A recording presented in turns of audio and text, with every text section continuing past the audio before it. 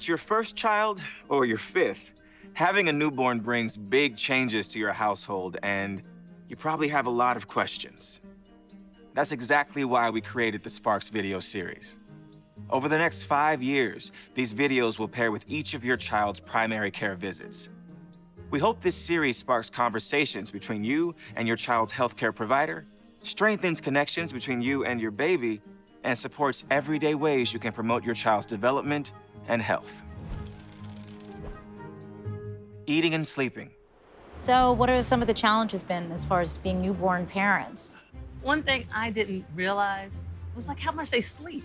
A lot of parents don't realize that newborns actually need more sleep time than awake time. In fact, it's 16 to 17 hours they need. I need at least 5. At birth, babies don't know the difference between day and night.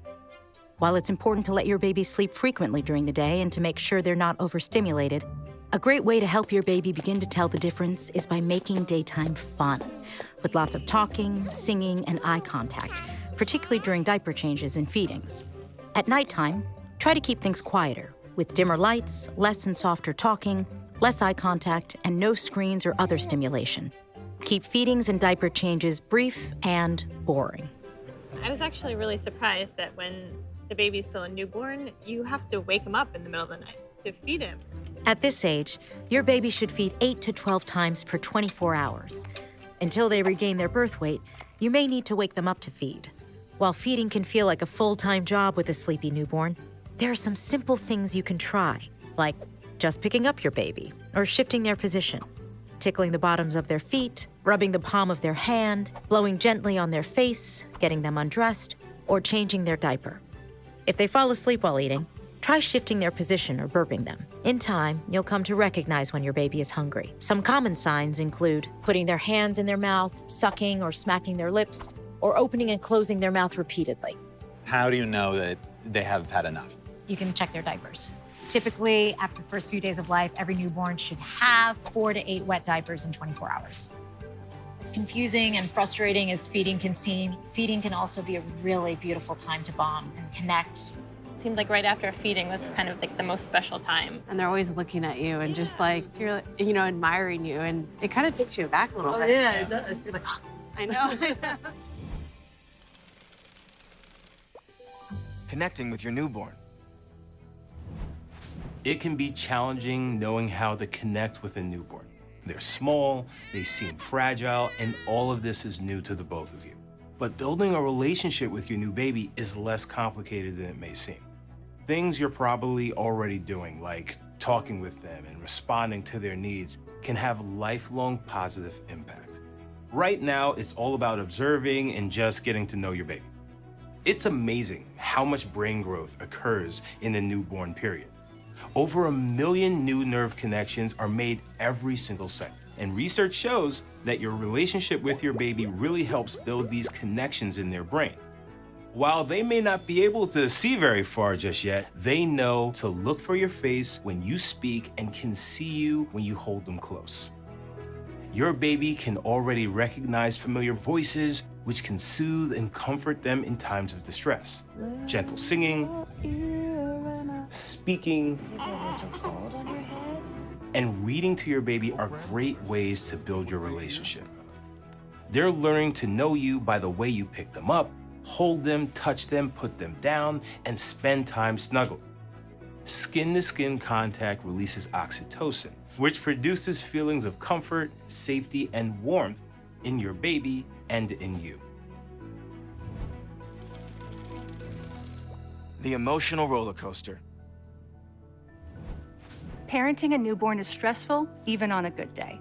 I definitely had baby blues with both of my girls. You are on a hormonal roller coaster. You're sleep deprived in a way that you've probably never been sleep deprived. And I wouldn't even say it's sadness necessarily, but just random moments where you're just like, I feel this thing really strongly and I'm not really sure why. Many mothers experience these baby blues, but the adjustment to a new baby can cause complex emotions for any parent or caregiver. Even if you have to work to have a baby and you've sacrificed a lot, and you're still gonna have a lot of the negative feelings also, and that's okay. I had to recognized what I was feeling and recognized that most of the time the feeling was helplessness, honestly.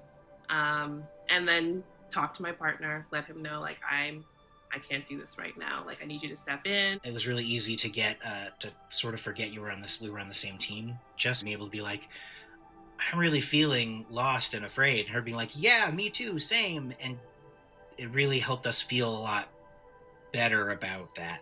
If you notice that these feelings last for several days or more than 2 weeks without a break, you may be experiencing a more serious but treatable condition, such as postpartum depression or postpartum anxiety. It's okay to talk to your doctor. It's okay to talk to your friends. And sometimes those people can help you realize that there's something going on. Because I was a young parent, I felt that anytime that I needed help, it would be a sign that I wasn't prepared for this. I try not to have regrets about those times, but my regret is being so hard on myself and not, kind of living more in the moment. If you don't have the help in your house, there's always organizations or workshops out there, other parents that can definitely help. No matter what you're feeling, it's good to remember that postpartum depression and anxiety are medical conditions, and there are many ways to help and recover. Safety. Safe sleep. For the first 6 to 12 months, it's safest for your baby to sleep in your room, but in their own sleep space. A crib or bassinet with a firm, flat surface. An empty crib is a safe crib. No blankets, no bears, no bottles, no bumpers. All they need is a tight-fitted sheet over the mattress. Your baby will be plenty warm in a sleep sack or footed pajamas. Babies should always be put to sleep on their backs until they learn to roll over on their own. Now is also a great time to check the batteries on your smoke detectors and make sure you have one in or near every bedroom and a carbon monoxide detector on every level of your home. Car seats, swings, and bouncers are not safe places for babies to sleep unattended. There are many different cultural practices around sleep. Talk to your doctor today if you have any questions about your baby's sleep situation. Sleeping. Newborns need more sleep time than awake time. Keep feedings and diaper changes quiet and brief at night. Eating. Feed your baby about every 2 to 3 hours. Connecting. Cuddle skin to skin, talk, sing, and read to your baby. Safety. Safe sleep. Your baby is safest sleeping on their back in an empty crib or bassinet. Beyond your child's health and development, your doctor is also here to help you find resources to support the wellness of your entire family. If you're worried about housing, food, discrimination, problems with drugs or alcohol, violence, or anything else we haven't had a chance to cover here, bring it up during your visit. These issues matter to your child's health, and if something is important to you, it's important to your doctor.